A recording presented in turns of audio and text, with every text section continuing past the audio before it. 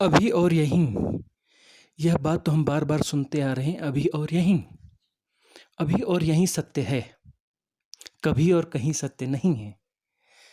कभी और कहीं जो है माया है, कभी और कहीं ही भविष्य है, कभी और कहीं ही भूतकाल है, अतीत है। कभी और कहीं में हम हैं, और अभी और यहीं को हम समझ रहे होते हैं कभी और कहीं रहते हुए। इसलिए हम अभी और यहीं को नहीं समझ पाते हैं। यदि हम अभी और यहीं होते हुए ही अभी और यहीं को समझने की कोशिश करें तो समझना आसान है। क्यों? अभी और यहीं रहते हुए अभी और यहीं को समझना, यानी उसमें कहीं कोई द्वंद्व है ही नहीं, उसमें कोई द्वैत है ही नहीं, उसमें कुछ एनालिसिस की ज़रूरत नहीं है, उसमें किसी कैटेगराइजेशन की ज़रूरत नहीं है, उसमें किसी डेफिनेशन की ज़रूरत नहीं है, किसी परिभाषा की ज़रूरत नहीं है। अभी और यहीं हम हैं, तो अभी और यहीं हमें समझ में आ जाता है, और अभी यहीं यानी सत्य। ध्यान क्या होता है? ध्यान में जो हम करते हैं, वह जो है विधि होती है, वह सत्य नहीं होता, वह ध्यान नहीं होता है। हम जो कर रहे होते हैं, विधि कर रहे होते हैं। कहते हैं ना ध्यान करना चाहिए, ध्यान नहीं करते हैं हम, ध्यान की विधि करते हैं। ध्यान नहीं किया जा सकता है, ध्यान हैपनिंग है, घटता है, अपने से घटता है। ध्यान क्या घटने में क्या होता है? हम अभी और यहीं जिस अवस्था में होते हैं उसे हम ध्यान कहते हैं, उसे ही हम ध्यान कहते हैं। अभी और यहीं होने को ही हम ध्यान कहते हैं। और वह घटता है, घटता है का मतलब हम उस विधि के माध्यम से कभी और कहीं से छलांग लेकर के अभी और यहीं पर प्रतिष्ठित हो जाते हैं। अभी और यहीं हम में हम स्थिर होते हैं, कोई भागना नहीं होता, कोई विक्षेप नहीं होता है। और कभी और कहीं, वह तो विक्षेप है, वह तो भागना है, हम दौड़ रहे हैं, भाग रहे हैं कि शायद वहाँ मिलेगा, शायद वहाँ मिलेगा, वहाँ सत्य मिलेगा, वहाँ परमात्मा मिलेगा, अभी और यहीं वहाँ मिलेगा। वो वहाँ कहीं और नहीं मिलने वाला, इसीलिए उसके लिए किसी यात्रा की ज़रूरत नहीं है। सारी यात्राएं भटकाएंगी, सारी यात्राएं हमें विक्षेप में ले जाएंगी, कहीं दूर ले जाएंगी, अपने आप से दूर ले जा लेंगी। और समझना यही है कि कभी और कहीं सत्य नहीं है। यह करने के बाद मिलेगा, वह करने के बाद मिलेगा, ऐसा होगा तो मिलेगा, यह सत्य है, यह असत्य है। सारी विवेचना, सारी बातें कभी और कहीं की हैं। हम जो आध्यात्मिक चर्चा भी कर रहे हैं या करते हैं, वैसे ये कभी और कहीं की ही चर्चा है। हम अभी और यहीं को इस तरीके से एक विषय बनाया है हमने, और उस पर चर्चा कर रहे हैं जैसे वो कभी और कहीं हो। हम कभी और कहीं में इतने ज़्यादा प्रतिष्ठित हो गए हैं कि अभी और यहीं हमें जो है कभी और कहीं लगने लगता है। वह कहीं और है, अभी और यहीं कहीं और है। ध्यान को पाना है, वह कहीं और है। सत्य को पाना है, वह कहीं और है। हम जो है कभी और कहीं में प्रतिष्ठित हैं, इसलिए अभी और यहीं हमें जो है कहीं दूर लगता है, जबकि उससे दूर हुआ ही नहीं जा सकता। कभी और कहीं ये जो है, यह जो दूरी है, ये काल्पनिक दूरी है। यह दूरी हमने पैदा की हुई है कल्पना में, इसे हमने प्रतिष्ठित किया हुआ है। कल्पना हमारी इतनी सघन है, इतनी प्रगाढ़ है कि हम कभी और कहीं को जो है सत्य मानने लग गए हैं। हमें एक भ्रांत सत्य क्रिएट कर लिया, भ्रांत सत्ता क्रिएट कर ली है। और हम सोचते हैं कि कभी हम इस जीवन में सफल होंगे अभी और यहीं तक पहुंचने में, जहाँ की हम हैं ही। लेकिन हम लगातार जो हमारी चेष्टा है कहीं और कभी और कहीं की, उस कल्पना की, वो कल्पना जो है, उस कल्पना का सातत्य हमें जो है एक भ्रांत सत्ता में प्रतिष्ठित किए हुए, वो सातत्य है। उस सातत्य के लिए हम लगातार प्रयास कर रहे हैं। हम अपनी ऊर्जा, अपना होना, सब कुछ कभी और कहीं में इन्वेस्ट कर रहे हैं। उस कल्पना की सत्ता को बनाए रखने के लिए लगातार हम चेष्टारत हैं, प्रयासरत हैं। हमारे उन प्रयासों से वह सत्ता जीवंत है। यदि हम उसको उन प्रयासों को ऊर्जा देना बंद कर दें, उन प्रयासों को सहयोग देना बंद कर दें, तो कभी और कहीं की सत्ता जो है अपने आप विसर्जित हो जाएगी। और अभी और यहीं में हम हैं ही। वह भ्रांति के मिटते ही, वह कल्पना के मिटते ही हम अभी और यहीं पर प्रतिष्ठित हो जाएंगे, अभी यहीं हम मौजूद हो जाएंगे। यह संसार जो है मिस्ट्री स्कूल है, और इस मिस्ट्री स्कूल में हमें दाखिला दिया गया है। क्या सीखने के लिए? हमारे कोर्सेस क्या हैं? सबसे पहली चीज़ जो हमें सीखनी है वह है उदारता। उदारता यानी एक समदृष्टि, समभाव, सबके प्रति समदृष्टि और समभाव।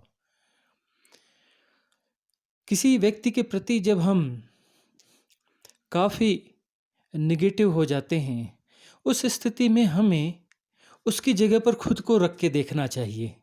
जब खुद को रख के देखेंगे तब हम कैसा रिएक्ट करेंगे उस भाव दशा के लिए। इसे उदारता कहा जाता है। यह उदारता का भाव, उदात्त भाव, यह सीखने के लिए हम इस मिस्ट्री स्कूल में दाखिल हुए हैं जिसे हम संसार कहते हैं। प्रेम, करुणा, ये सब इसी उदारता से ही निकलते हैं। गौर से देखें आप तो, यदि उस व्यक्ति की जगह आप अपने आप को रखते हैं तो आप जो है उसके प्रति करुणावान होंगे, प्रेमपूर्ण होंगे, सहज होंगे। उसकी परिस्थितियों के प्रति आपकी दृष्टि जो है सहृदय होगी। सहृदयता पूर्वक आप उसकी परिस्थितियों पर विचार करेंगे। मनुष्य विभिन्न परिस्थितियों में रह रहा है। उसकी परिस्थितियां उसकी मानसिक अवधारणाओं के आधार पर बन रही हैं और उसकी जो मानसिक अवधारणाएं हैं उसे अपनी लर्निंग प्रोसेस में आगे ले जा रही हैं। लर्निंग प्रोसेस हर मनुष्य के साथ है। कोई व्यक्ति सही है या गलत है, या अच्छा जा रहा है या बुरा जा रहा है, इस प्रकार की हम कैटेगरीज में बांटते हैं। इस प्रकार की हम उनकी मीमांसा करते हैं, उनके बारे में हम टिप्पणी करते हैं। तो यह हमारे अपने दृष्टिकोण हैं। जबकि वह व्यक्ति जो है अपनी लर्निंग प्रोसेस में है और वह लर्निंग प्रोसेस उसकी धीमी है या तेज है, या इस तरफ से जा रही है या उस तरफ से जा रही है, इस बारे में हम कोई कयास नहीं लगा सकते। क्योंकि यह मिस्ट्री स्कूल बहुत बड़ा मिस्ट्री स्कूल है और इस मिस्ट्री स्कूल की एक कक्षा में सिर्फ एक ही विद्यार्थी होता है। इसमें एक कक्षा में बहुत सारे विद्यार्थी नहीं होते हैं। इस मिस्ट्री स्कूल की हर कक्षा में एक ही विद्यार्थी होता है और हर व्यक्ति अपनी कक्षा का इकलौता विद्यार्थी है। और यहाँ पर टीचर एक नहीं होता है, यहाँ टीचर असंख्य और अनंत होते हैं। सब कुछ टीच कर रहा है उसे। इस मिस्ट्री स्कूल की खासियत यह है कि यहाँ पर टीचर असंख्य हैं, अनंत हैं, हर कोई टीच कर रहा है और वह विद्यार्थी अकेला है अपनी कक्षा में। इस मिस्ट्री को जब हम समझते हैं, इस पूरी मिस्ट्री को जब हम समझ जाते हैं तो हम अपनी कक्षा से उत्तीर्ण हो जाते हैं। इसको सीखते हैं, इसको हम समझते हैं। इस लर्निंग प्रोसेस में हम जब आगे बढ़ते हैं तो हमारे चित्त में उदात्तता प्रकट होती है, उदारता प्रकट होती है। हम प्रेमपूर्ण होते हैं, हम करुणावान होते हैं और इस सृष्टि का महत् रहस्य खुल जाता है कि यह सृष्टि जो है एक कहने की बातें हैं जो हैं, लेकिन उनके भी कुछ अर्थ निकलते हैं, अर्थपूर्ण बातें हैं कि परमात्मा जो है ने सृष्टि क्यों बनाई। तो ऐसा कहा जाता है कि परमात्मा ने अपने आप को दो में तोड़ लिया, द्वैत में चला गया, अपने आप को जानने के लिए, अपने आप में जानने के लिए अपने आप को विभक्त कर लिया। और विभक्त करके जो है उसने एक हिस्सा जो है उसमें तो वह वही रहा शुद्ध रूप में, और जो दूसरा हिस्सा जो विभक्त हुआ वह विभक्त जो है उसका विभक्तीकरण जो है अनंत और असंख्य रूपों में हुआ और वह लगातार विभक्त होता चल रहा है, लगातार विभक्त होता चल रहा है, लगातार विभक्त होता चल रहा है असंख्य रूपों में। तो इस प्रकार जो कहा गया है इसका कुछ अर्थ तो है। जैसा ये कहा जाता है ठीक इस रूप में अर्थ संभव नहीं है, इस रूप में नहीं होगा, लेकिन कुछ इशारे से हैं। यह इशारे समझने की बात है। जैसे कंप्यूटर की एक लैंग्वेज होती है 0101 बाइनरी लैंग्वेज जिसे हम कहते हैं, बेसिक उसकी जो लैंग्वेज होती है उसमें शून्य जो है वो परमात्मा का प्रतिनिधित्व कर रहा है और एक जो है वो संसार का प्रतिनिधित्व कर रहा है, और वह जो एक है वह विखंडित होकर एक से असंख्य हो रहा है, लगातार असंख्य हो रहा है, उसका विभक्तीकरण चल रहा है। और यह जो है लीला है। इस मिस्ट्री स्कूल की यह इसमें एक लीला चल रही है जिसमें लगातार विभक्तीकरण चल रहा है और लगातार लर्निंग प्रोसेस जो है वो चल रहे हैं। और इस लर्निंग के सारे पहुंचना कहाँ पर है?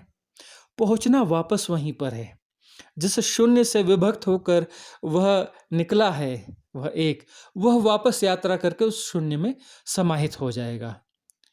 और जब यह समाहित हो जाएगा तो यह यात्रा पूर्ण हो जाएगी। वह जो वर्तुल है वह वर्तुल पूरा हो जाएगा, वह चक्कर पूरा हो जाएगा और इस समाप्ति को जो है हम समाधि कहते हैं। जब लर्निंग प्रोसेस बढ़ते बढ़ते बढ़ते इस स्थिति में आ जाती है कि वह परिपूर्ण हो जाती है, तब हम उस स्थिति को समाधि कहते हैं, जहाँ पर जो है हम पूरी तरह से सम हो जाते हैं, सम में प्रतिष्ठित हो जाते हैं, परिपूर्ण रूप से सम में प्रतिष्ठित हो जाते हैं, तो हम शून्य हो जाते हैं, परमात्मा हो जाते हैं। परमात्मा का अर्थ यही है जो परिपूर्ण से प्रतिष्ठित हो गया सम में, उसमें अब असमता कहीं नहीं बची। और ये जो संसार है यह असम है, इसमें समता कहीं भी नहीं है। विभक्तिकरण जो हुआ है वह जो है जस्ट अपोजिट रूप से हुआ है, वहाँ समता है और यहाँ असमता है, और इस असमता के बीच में से समता को सीखना है। न जाने कितनी किस्म की असमताएं, हर चीज़ असम है। इसलिए इसमें एक कक्षा में एक ही विद्यार्थी होता है, क्योंकि हर व्यक्ति अलग है, असम है, किसी का जोड़ नहीं बैठता है, एक जैसा कोई भी नहीं है। हर कोई अलग है, हर कोई विशिष्ट है, हर कोई यूनिक है, अनूठा है, और वह जो है किसी दूसरे के साथ में उसका कोई समतोल नहीं हो सकता, उसके दूसरे के साथ उसकी तुलना नहीं हो सकती। हर अतुलनीय है हर व्यक्ति, और इस असमता के बीच में रहते हुए समता को सीखना है। यही मिस्ट्री है कि इस हर छोर पर असमता, हर पग पर असमता, तरह तरह की असमता, इन असमताओं के बीच में समता को सीखना है। तो जो समता को जो सीखेगा वस्तु तो वह सीखा हुआ ही है, वह जो है एक और शून्य अलग अलग नहीं है, वो आपस में जुड़े हुए हैं, एक से ही वह निःसृत हुआ है। निःसृत होने के बावजूद वह वही है। सृष्टा स्वयं सृष्ट हुआ है, सृष्टा ने सृष्टि बनाई नहीं है, सृष्टा स्वयं सृष्ट हुआ है। हमें लगता है कि कोई भगवान है, कोई परमात्मा है और उसने सृष्टि बनाई है, उसने ये सृष्टि क्यों बनाई, यह अभी पहले यह बात आई भी हमारी चर्चा में। तो परमात्मा ने कोई सृष्टि बनाई नहीं है, वह स्वयं सृष्ट हुआ है, जबकि वह असीम था, निराकार है, वह असीम है, निराकार है, अनंत है, निर्गुण है। तो वह निर्गुण जो है सगुण रूप में स्वयं ही अपने आप को वह निर्मित कर रहा है, कर लिया नहीं, निर्मित करके अलग हो गया ऐसा नहीं, लगातार वह अपने आप को विनिर्मित कर रहा है, वह अपने आप को लगातार विनिर्मित कर रहा है, सृष्टा स्वयं सृष्ट हो रहा है। इसको हम वैज्ञानिक भाषा से भी समझ सकते हैं कि जैसे जो है आणविक स्ट्रक्चर है, उस आणविक स्ट्रक्चर में हम देखते हैं कि परमाणु है, उसमें इलेक्ट्रॉन, प्रोटॉन, न्यूट्रॉन, 3 मॉलिक्यूल्स हैं, और वह जो 3 मॉलिक्यूल्स हैं वह उसके भीतर में जब हम भीतर उतरते हैं तो हमें एक क्वांटम थ्योरी मिलती है ना, मैडम क्यूरी ने जिसके बारे में बताया है, वह थ्योरी यह है जो कि ऋषि गहन जो संत हैं वो सब इसको अपने अनुभव के द्वारा जानते हैं कि हम मूल रूप से जब जाएंगे, तत्व के मूल में जाएंगे, तो वहाँ पर से प्रकम्पन हैं, बहुत तेज़ी से चल रहे प्रकम्पन हैं, और यह बात इसमें भी साबित हुई है क्वांटम थ्योरी में भी, कि उसमें जो है प्रकम्पन है, जो मॉलिक्यूल्स हैं, इलेक्ट्रॉन, प्रोटॉन, न्यूट्रॉन, वो कण हैं ही नहीं, कण जैसे भास रहे हैं वो कण हैं ही नहीं, वह जो है प्रकम्पन है, बहुत तेज़ी से प्रकम्पित हो रहे हैं, बहुत तेज़ी से प्रकम्पित हो रहे हैं, इतनी तेज गति से प्रकम्पित हो रहे हैं कि प्रकम्पन न दिख करके जिस तरंग दैर्ध्य में, जिस वेवलेंथ में वो प्रकम्पन है, उस स्ट्रक्चर के का वो कण भासने लगा है। वह कण है नहीं लेकिन कण की तरह भास रहा है और कण की तरह व्यवहार भी कर रहा है, और इन 3 प्रकार के कणों से मिलकर के एक स्ट्रक्चर बन गया। उस स्ट्रक्चर से मिलकर यह समुची सृष्टि बन गई, वैविध्यपूर्ण सृष्टि बनी। मूल रूप से प्रकम्पन है, प्रकम्पन जो है प्रकम्पन की विविधता जो है, उस विविधता से 3 प्रकार की उसमें विविधता है, तो उसमें 3 प्रकार के कण बने और 3 प्रकार के कणों से मिलकर के यह असंख्य सृष्टि बन गई। जैसे 2 चीज़ों की हम बात कर रहे थे 0-1 में, बाइनरी लैंग्वेज में, लेकिन यहाँ पर 3 चीज़ें हैं एक्चुअली। जब यह 1 आया तो 1 3 में बटा, इसलिए 3 की संख्या का बड़ा महत्व है, ये रहस्यपूर्ण संख्या है कि वो 3 में बटा, और 3 के संयोग से फिर जो असंख्य न जाने कितने तरह के वनस्पतियां हैं, कितने किस्म के पेड़ पौधे हैं, कितने किस्म के जीव जंतु हैं, एक कोशी से लेके बहुकोशीय तक, हाथी और व्हेल तक, मनुष्य से लेकर के कीट पतंगे तक, और जो है नभचर भी हैं, तरह तरह के पक्षी हैं, कीट पतंगे हैं। और यह जो कहीं क्रम रुक भी नहीं रहा है, लगातार बढ़ रहा है। नई नई प्रजातियां जन्म ले रही हैं, वो अपग्रेड कर रही हैं अपने आप को, उनमें कुछ जेनेटिक जो है वो सुधार हो रहे हैं। विकास कह सकते हैं हम इसे, हमने अपनी तरीके से समझने के लिए इसे विकास कहा है।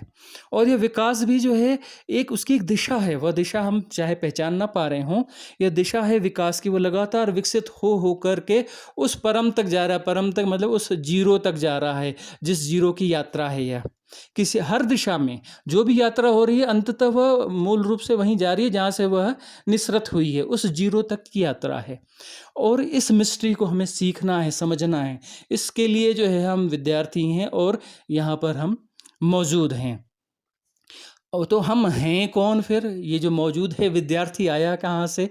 तो ये विद्यार्थी जो है, ये जो असंख्य विभक्तिकरण हैं, इन्हीं के संयोगों के संघातों से, उन संघातों के जोड़ों से विनिर्मित है यह।